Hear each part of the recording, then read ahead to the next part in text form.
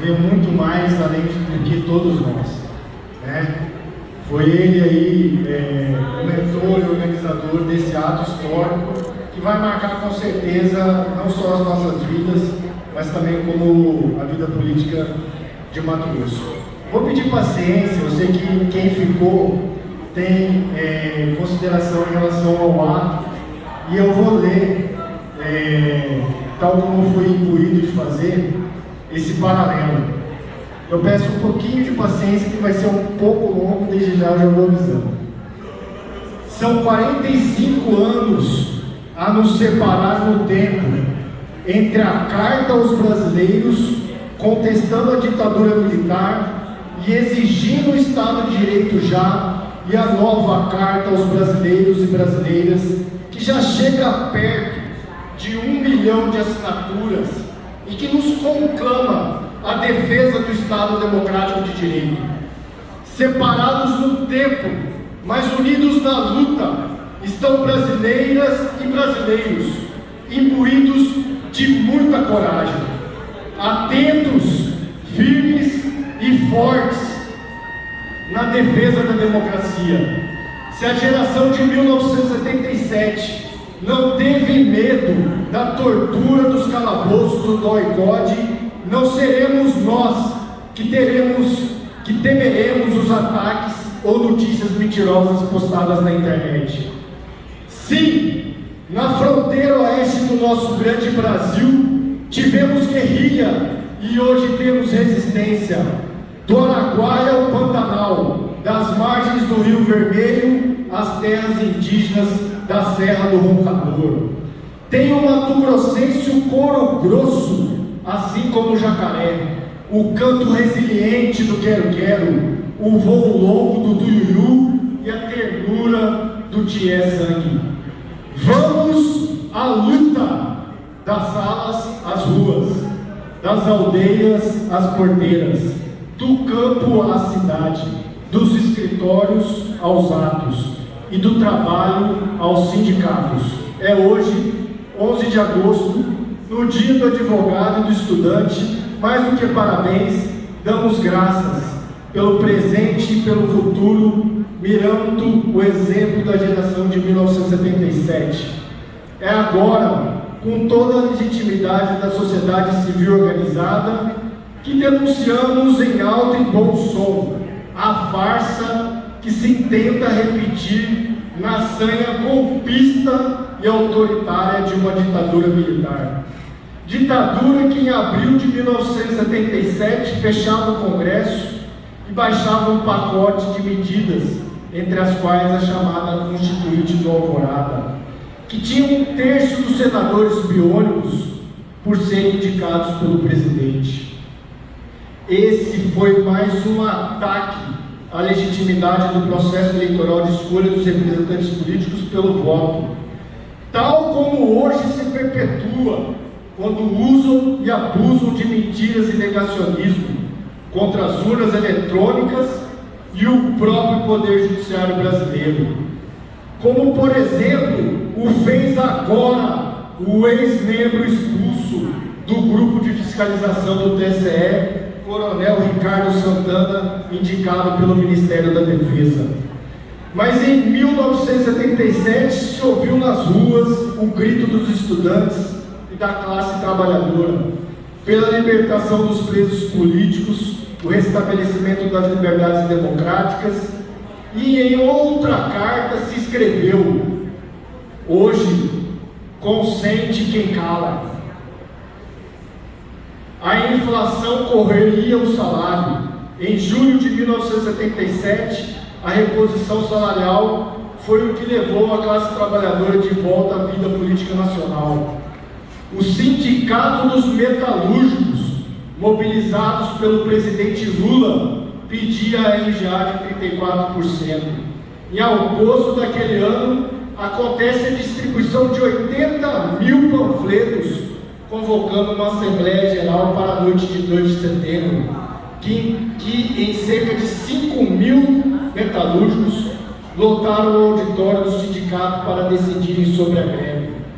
O ano de 1977 terminaria somente na invasão da PUC de São Paulo, com mais de 1.700 estudantes detidos e com 214 denúncias formais de tortura de presos políticos.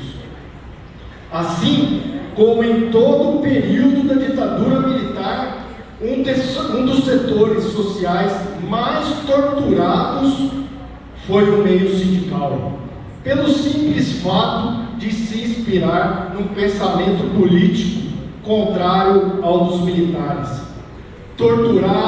Torturados, entre tantos, por Carlos Brilhante Ustra, nome e sobrenome anunciado pelo então deputado Jair Bolsonaro no fatídico golpe contra a presidente Dilma.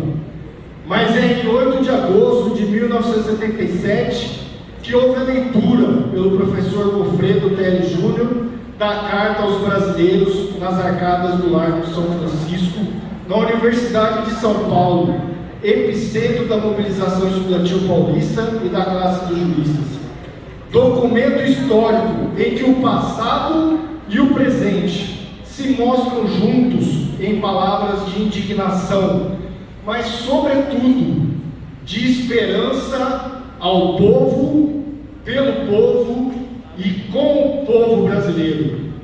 Naquele momento, entre tantos outros de luta, a Carta de 77 brada o repúdio ao denominado senso leviano da ordem, em que alguns se supunham, como ainda vemos nos dias atuais se suporem, imbuídos da ciência do bem e do mal, ditos conhecedores predestinados do que deve e do que não deve ser feito, proprietários absolutos da verdade, ditadores soberanos do comportamento humano. Tal como faz Bolsonaro quando afirma que as pautas LGBTQI+, constituem uma forma de destruir a família. Ou a sua esposa, Michele Bolsonaro, ao dizer que o Palácio do Planalto já foi um lugar consagrado aos demônios. Não é outra coisa tal pensamento, senão o fascismo, agora chamado de bolsonarismo. A denúncia de 1977 reverbera em nossas consciências, pois foi feita em face do Estado brasileiro, cujo governo não tolerava críticas e não permitia contestação. Governo obcecado por sua própria segurança, permanentemente preocupado com sua sobrevivência e continuidade. Não é à toa que assim também pensa o atual governo, ao decretar 100 anos de sigilo dos dados dos crachás de acesso de Carlos Bolsonaro e Eduardo Bolsonaro ao Palácio do Planalto, ou no processo administrativo contra Eduardo Pazuello, enquanto militar por participar de um ato político em favor do presidente. Está lá escrito nos anais da história brasileira o sempre repúdio ao Estado opressor, promotor da violência contra direitos subjetivos. Opressão essa comandada sempre por um chefe, o qual tem a sociedade civil como um confuso conglomerado de ineptos, sem discernimento e sem critério, aventureiros e aproveitadores, incapazes para a vida pública, destituídos de senso moral e de idealismo cívico. Mas a esperança existe, escrita em 1977, assim como em 2022, e está no meio de nós. A defesa ontem, hoje e sempre é de um projeto de desenvolvimento nacional, pelo qual quem deve propulsionar o desenvolvimento é o povo.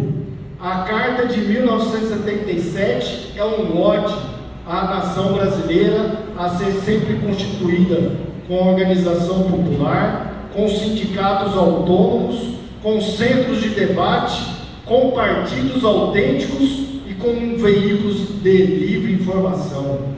É uma nação em que se acham abertos os amplos e francos canais de comunicação entre a sociedade civil e o governo. Repitamos todos e todas, onde e quando estivermos, Estado democrático de direito, ontem, hoje e sempre. Democracia substanciada com serviços públicos essenciais, gratuitos e de qualidade, como saúde, educação, habitação e segurança pública, em que haja um combate sistêmico de toda forma de racismo ao analfabetismo e, de um outro lado, a busca em garantir a mobilidade e a igualdade social como prioridades do Estado. Ditadura e tortura são coisas do passado. Ao nosso futuro de cada dia, a luta pela participação popular, também pelo voto e o devido respeito à justiça eleitoral e o resultado das eleições. Muito obrigado pela atenção.